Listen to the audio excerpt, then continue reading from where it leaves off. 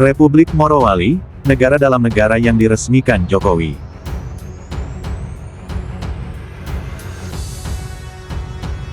Negara hadir untuk menegakkan hukum, menegakkan regulasi, dan kita perbaiki semua hal-hal yang sudah kita lihat selama ini terjadi. Tidak boleh ada republik di dalam republik. Ini kayaknya berawal dari perintah Pak Presiden.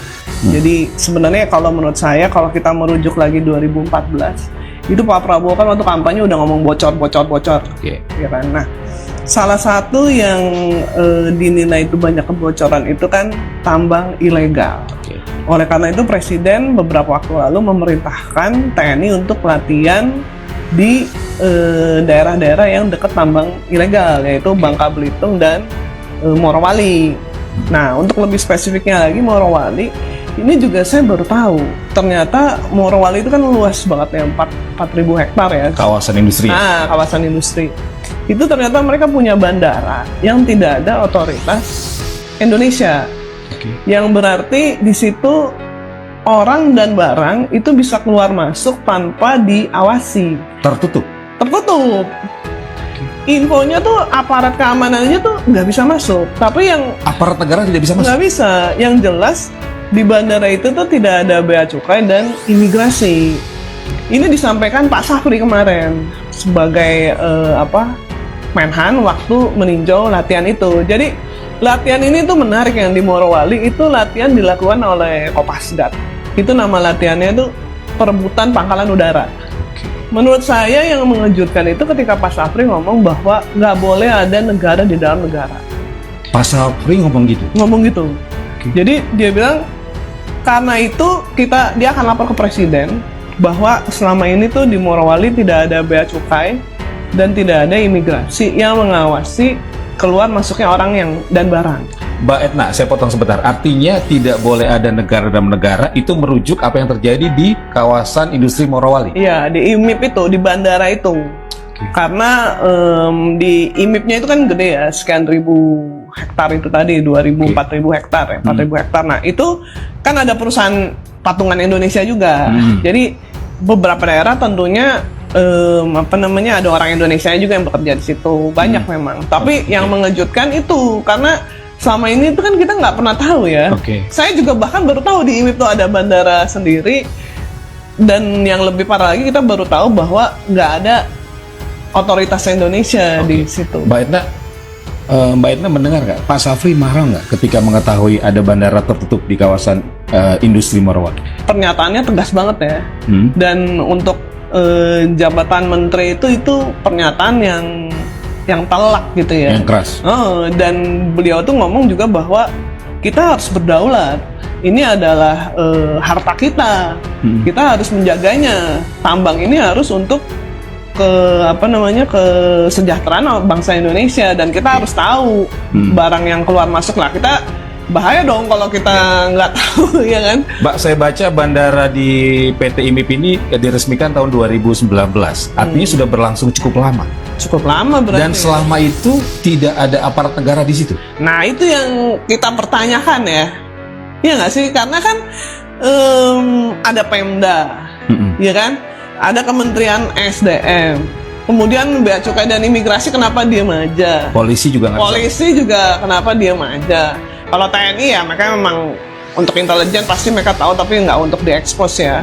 Cuman kenapa tetap aja kita juga bisa mempermasalahkan TNI? Ini kan urusan kedaulatan berarti, iya kan? Nah, selama ini dari 2019 sampai sekarang, kenapa tidak ada yang melakukan apa-apa? Pada sore hari ini kita akan meresmikan 5 bandara, 5 airport, baik yang baru maupun yang dibangun hanya terminalnya maupun yang diperpanjang runway-nya. Kita semuanya berharap agar pembangunan ini nantinya betul-betul dapat memudahkan kita pergi kemanapun, juga dapat mempercepat kita pergi kemanapun, dapat juga untuk mengirimkan barang atau logistik kemanapun, dan memudahkan serta mempercepat pengiriman barang kemanapun. Saya rasa itu yang bisa saya sampaikan pada kesempatan yang baik ini. Dan dengan mengucap Bismillahirrahmanirrahim, saya resmikan terminal baru Bandar Udara Syukuran Aminuddin Amir Luwu, Bandar Udara Baru Morowali, Terminal Baru Bandar Udara Ampala Selayar, Terminal Baru Bandar Udara Lagaliko Bua Luwu, dan Terminal Baru Bandar Udara Beto Ambari Bau-Bau.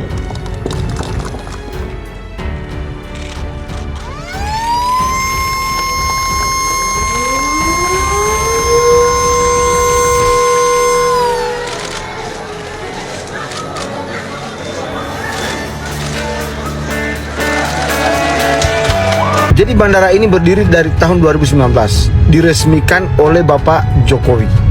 Maksud didirikannya bandara internal seperti ini apa maksudnya? Buat apa? Buat ngangkut apa?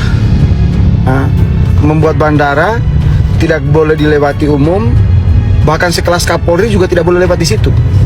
Jadi maksudnya apa? Tujuannya apa? Yang paling mengherankan saya, bandara ini kok bebas beroperasi tanpa ada pengawasan pemerintah. Dan anehnya, selama pemerintahan Bapak Jokowi itu dibiarkan, bahkan diresmikan oleh Bapak Jokowi. Maksudnya apa itu? Tujuannya apa? Di Morowali, bagaimana teman-teman juga melihat beberapa latihan simulasi, baik itu dalam rangka intercept terhadap pesawat-pesawat yang dimungkinkan mempunyai indikasi kegiatan-kegiatan ilegal, dan intercept ini dalam latihan dilakukan oleh prajurit-prajurit Tentara Nasional Indonesia terhadap bandara yang tidak memiliki perangkat negara yang bertugas di dalam bandara tersebut. Ini merupakan hal yang anomali di dalam negara Kesatuan Republik Indonesia, yang kita harus menegakkan regulasi, tapi ternyata masih terdapat celah-celah yang merupakan kerawanan terhadap kedaulatan ekonomi, bahkan juga bisa berpengaruh kepada stabilitas nasional. Terdaftar, itu terdaftar, nggak mungkin bandara ini tidak terdaftar. Berarti otoritasnya hadir di pasal ini? Ada. Nah, Masai Morowali, kemarin kami sudah menempatkan beberapa personil di sana. Dari Bea Cukai, dari kepolisian, dari Kementerian Perhubungan sendiri sudah ada jet otoritas bandara ke sana, termasuk hewan dan lain-lain. Jadi kami sudah turun ke sana. Terdaftar, itu terdaftar, nggak mungkin bandara ini tidak terdaftar. Berarti otoritasnya hadir di pasal ini? Ada. Kemarin kita udah tempatkan. Ya, Menteri Pertahanan tentu punya perangkat ya. Ada pelaporan di situ, ada intelijen juga kan, pasti menyampaikan data kepada beliau. Ya. Artinya Pak Menhan ini tentu sudah mengukur benar pernyataan beliau di publik. Iya. Walaupun memang tadi malam Wakil Menteri Perhubungan menyatakan jumpa pers kan, ya, bahwa memang resmi kok ini. Ya, ini resmi kok, udah terdaftar di Kementerian Perhubungan sejak 2019 dan itu menjadi bandara domestik khusus untuk lalu lintas barang dan personel pegawai PT IMIP. Ya. Nah, jadi menurut saya tidak perlu dibenturkan, Rate, antara Menteri Pertahanan dengan Menteri Perhubungan. Toh ini sama-sama dalam kabinet yang sama, kabinet Pak Prabowo. Kelihatannya seperti itu. Nanti kita lihat seperti apa sih ke depannya, harusnya ada apa enggak. Kalau nggak salah mereka dapat izin khusus dulu waktu itu. Anda mesti tanya siapa ya? Bukan kita. Kalau mau dikasih ya kita sih siap orangnya. Orang Bea Cukai banyak kok. imigrasi juga katanya ditelepon mau ngasih tanah. Jadi pada dasarnya seperti itu, kita siap. Begitu ditugaskan kita kirim barang ke sana. Mungkin pemilihan diksi ilegal sebelumnya itu yang bikin sedikit jadi kontroversial begitu ya. Kalau saya simak pernyataan Pak Safri sebenarnya nggak ada kata-kata ilegal sih. Cuma memang beliau menyoroti kurangnya perangkat negara di situ. Barangkali pada saat kunjungan beliau memang IMIP-nya beroperasi tanpa ada protokoler negara, barangkali ya, karena saya tidak ikut dalam kunjungan. Tetapi barangkali yang saya duga seperti itu, sehingga Menhan merasa loh kok ini kok nggak ada kan kita tahu sebenarnya di Indonesia kan ada bandara Moses Kilangin di kawasan Freeport Indonesia, bandara lainnya bandara Doho Kediri di kawasan industri di Kediri, yang secara terbuka semua orang tahu dan juga ada pengawasan di situ. Kali ini berbeda dibandingkan yang lainnya. Iya, kalau IMIP kan sebenarnya bandara itu kalau mau berangkat pesawat dia harus ada flight approval, ada persetujuan terbang yang mengeluarkan itu Airnav dan juga Kementerian Perhubungan. Jadi Airnav ini pasti punya datanya, Rate. Punya data manifest penerbangan. Pasti ya. Keluar masuk IMIP, bahkan mungkin sejak 2019. Baik itu penumpang maupun barang, pasti ada datanya. Baik itu penumpang maupun barang. Jadi saya kira Airnav bisa saja diminta oleh Menteri Pertahanan buka data. Mulai dari 2019 sampai hari ini, berapa pesawat yang terbang di atasnya. Kemudian apa saja yang diangkut dan seterusnya. Itu sepemahaman saya itu FIR Makassar, Flight Information Regional Makassar. Jadi nanti Airnav Makassar dia bisa memprovide data itu, Menteri Pertahanan bisa melakukan pengecekan apakah betul ada aktivitas tanda petik ilegal yang kemudian bisa dilacak dari situ. Kemarin Satgas PKH, saya kebetulan pada satu hari sebelumnya saya ikut mendampingi Pak tim dipimpin langsung oleh Pak Safri. Saya ke Bangka Belitung dan setelah itu saya balik karena ada rapat dengan Bapak Presiden, jadi saya tidak ikut serta dalam tim yang turun di IMIP. Tapi itu kan bagian dari Nikel, dari SDM juga ada petugas kan nggak untuk investigasi juga atau bagaimana? Di bandara itu kan ada Kementerian Teknis yang mengaturnya. Kalau kami di bidang pertambangannya, Kementerian SDM itu di bidang pertambangannya termasuk rekomendasi terhadap bagian hilirnya. Tapi dalam pengamanan objek yang ada di bandara itu merupakan kewenangan daripada Menteri Teknis. Ada dugaan aktivitas yang ilegal kan? Sampai dengan sekarang kita tunggu laporan dari tim. Tapi saya harus mengatakan bahwa siapapun yang melanggar terkait dengan tambang ilegal ataupun menambang di luar wilayah yang ada izinnya seperti BPKH ataupun menambang di areal yang ada nikelnya atau ada tambangnya tapi tidak ada izinnya, tetap akan diproses secara hukum. Arahan Presiden seperti apa Pak Bali? Arahan Presiden seperti apa Pak? Arahan Bapak Presiden kepada kami sebagai Satgas dan sebagai Menteri SDM adalah tegakkan aturan. Jangan pandang bulu, karena nggak boleh negara kalah dari apa yang terjadi yang kurang pas dan atau melanggar hukum.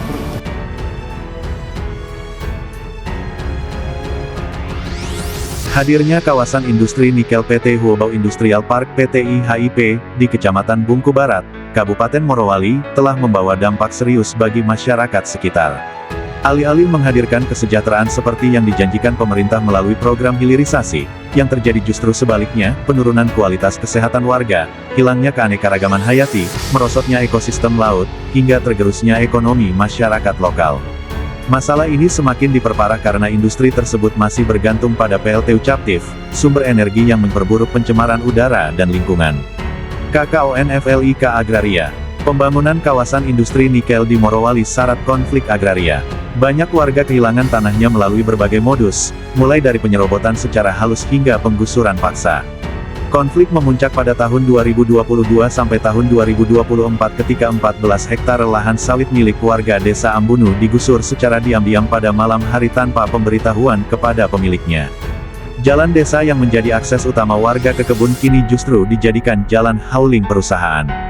Ketika warga mencoba mempertahankan haknya, perusahaan merespons dengan kriminalisasi dan gugatan hukum terhadap para tokoh masyarakat yang dianggap memimpin perlawanan.